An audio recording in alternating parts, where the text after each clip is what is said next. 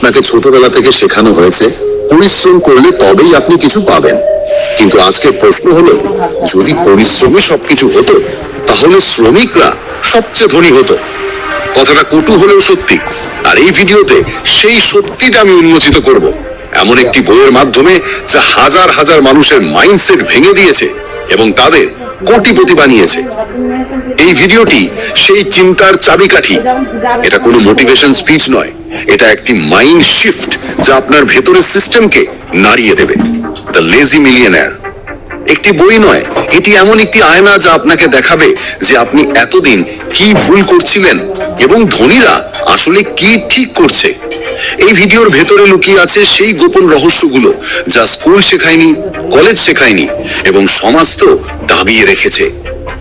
আর যদি আপনি এই ভিডিওটি পুরোপুরি দেখে নেন, তাহলে বিশ্বাস করুন, আপনি দুনিয়াকে দেখার পদ্ধতিই বদলে ফেলবেন। আপনি কাজ নয়, সিস্টেম তৈরি করবেন। আপনি ভয় পেয়ে নয়, ডিজাইন অনুযায়ী বাঁচবেন।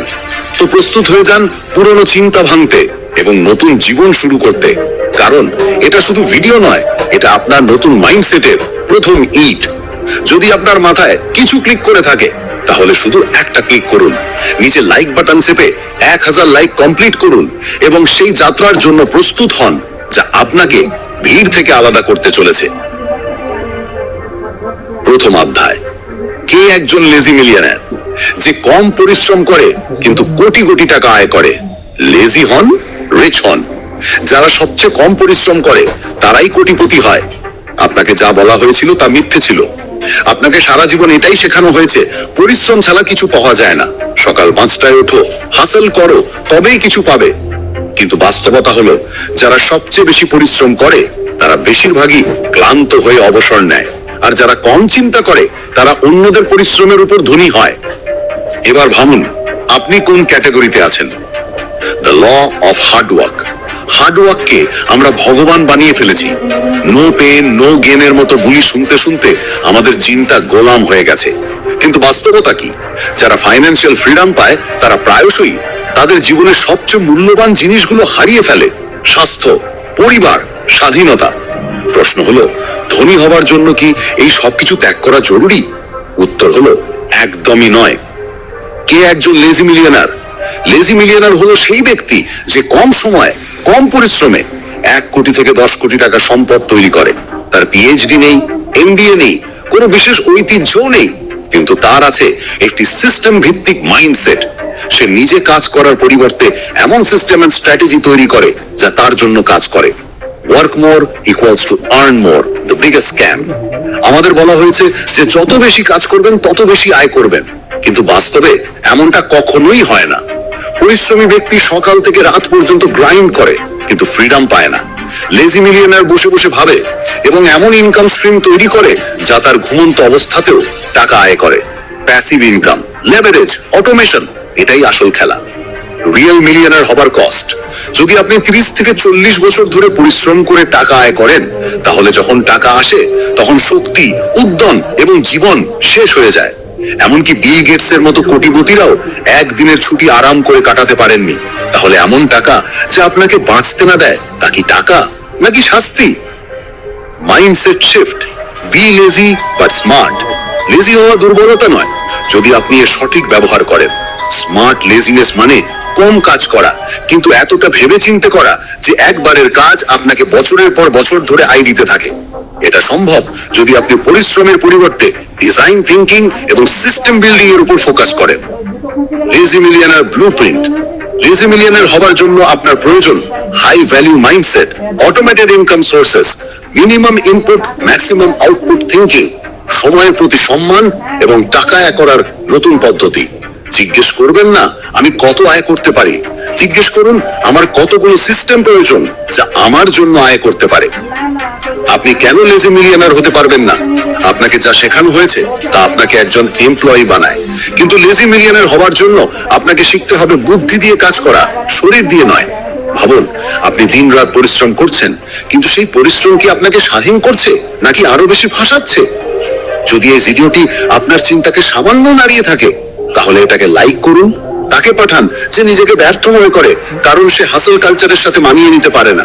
এবং বুক বাজে সাবস্ক্রাইব করে প্রস্তুত হয়ে যান, কারণ পরের ভিডিওতে আমি বলতে চলেছি সেই এক্সাক্ট স্টেপস যার মাধ্যমে লেজি মিলিয়নার মাইন্ডসেটকে বাস্তবে রূপ দেওয়া যায়।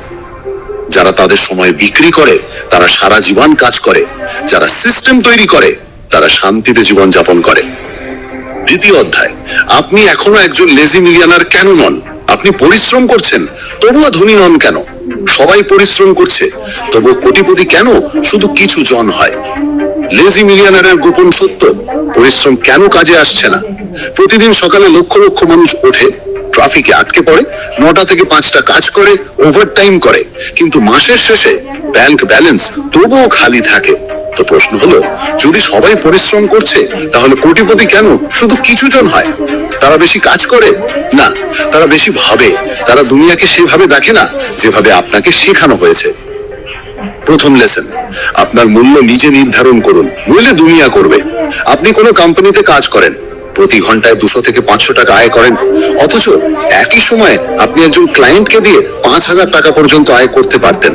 যেমন একটি ডায়মন্ডকে কেউ 500 টাকায় বিক্রি করে দেয়, অথচ তার আসল মূল্য লাখ লাখ টাকা। লেজি মিলিয়নার জানে যে তার সময় কতটা মূল্যবান। আপনার থেকে পার্থক্য শুধু এতটুকু যে সে তার মূল্য জানে এবং আপনি জানেন না। দ্বিতীয় লেসন, সময় বাঁচান, নইলে সময় আপনাকে শেষ করে দেবে। আপনি সারাদিন ব্যস্ত থাকেন তবুও কাজ অসম্পূর্ণ থাকে। ইমাজিন করুন, আপনি বালতি দিয়ে কুয়া ভরছেন, অথচ পাশে পাম্প মেশিন পড়ে আছে, কিন্তু আপনি সেদিকে তাকাতেও প্রয়োজন মনে করেননি। লেজি মিলিয়নার প্রতিটি কাজের জন্য শর্টকাট নয়, স্মার্ট কাট খোঁজে। সে 80% রেজাল্টের জন্য মাত্র 20% কাজ করে। তৃতীয় লেসন, ছোট ছোট জিনিস আপনাকে গরিব করে রাখে। প্রতিদিনের চা, সিগারেট, ইম্পালসিভ অনলাইন শপিং। হয়তো আপনার মনে হবে, আরে এটা তো 100 টাকাই তো, কিন্তু 100 টাকা ইন্টু 365 সমান 36,500 টাকা প্রতি বছর, যা কোথাও ইনভেস্ট হলে 3 লাখ টাকা হয়ে যেত। আপনি টাকা হারাচ্ছেন না, আপনি আপনার ফ্রিডমের বছরগুলো হারাচ্ছেন। চতুর্থ লেসন, আপনি জব করছেন না, আপনি মডার্ন স্লেভারিতে আছেন। ভাবুন, আপনার স্যালারি একটি পাইপলাইন, যদি সেটা বন্ধ হয়ে যায় তাহলে পানি অর্থাৎ টাকাও বন্ধ হয়ে যাবে। লেজি মিলিয়নিয়ার এমন মাল্টিপল পাইপলাইন তৈরি করে যা ঘুমন্ত অবস্থাতেও টাকা দেয়। আপনি একটি ট্যাপের উপর নির্ভর করেন, সে পুরো ওয়াটার ট্যাঙ্ক তৈরি করে ফেলেছে। পঞ্চম লেসন, আপনার কাছে ডেস্টিনেশন নেই, শুধু ডাইরেকশন আছে। আপনি পরিশ্রম করছেন, কিন্তু আপনি স্থির করেননি যে আপনাকে কোথায় পৌঁছতে হবে।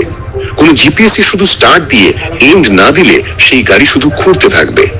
লেজি মিলিয়নিয়ার জানে যে তাকে 3 বছরে 1 কোটি টাকা চাই এবং সে রোড ম্যাপ তৈরি করে। আপনি শুধু আশায় আছেন। ষষ্ঠ লেসন, আপনি কাজ করেন, সে কাজ করায়। আপনি পারফেকশনিস্ট, সবকিছু নিজে করতে চান যাতে কোনো ভুল না হয়।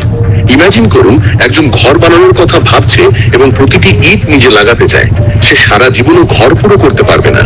লেজি মিলিয়নিয়ার কাজ করে না, সে টিম তৈরি করে, সিস্টেম তৈরি করে যাতে সময় বাঁচে এবং টাকা গুণ হয়। মৌলিক সত্য, আপনি সেই শিক্ষা পাননি যা আসল ধন সম্পদ শেখায়।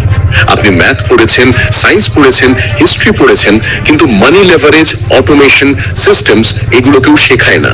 আর তাই যখন কেউ আপনাকে বলে যে কম পরিশ্রম করেও কোটিপতি হওয়া যায়, আপনি হাসেন, কিন্তু সেই হাসি আপনার বিশ্বাসগুলোর শেকল। লেজি মিলিয়নিয়ার সেই শেকলগুলো ভেঙে দেয়। এখন তো বুঝলেন, এখন কি করবেন? এখন আপনার কাছে নলেজ আছে, ক্ল্যারিটি আছে, কিন্তু অ্যাকশন ছাড়া এটা শুধু ইনফরমেশন। আজ নয় তো কখনো নয়।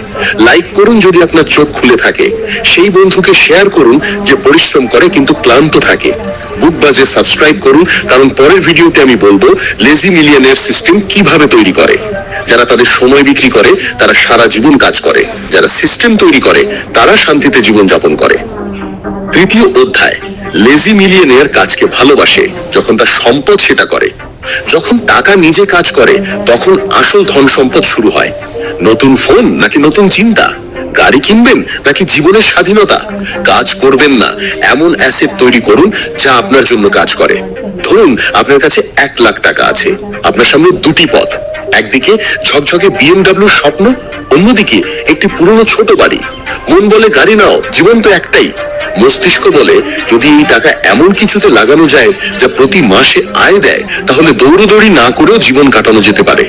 এটাই সেই মোড় যেখানে একজন সাধারণ মানুষ এবং একজন লেজি মিলিয়নিয়ারের চিন্তা আলাদা হয়ে যায়।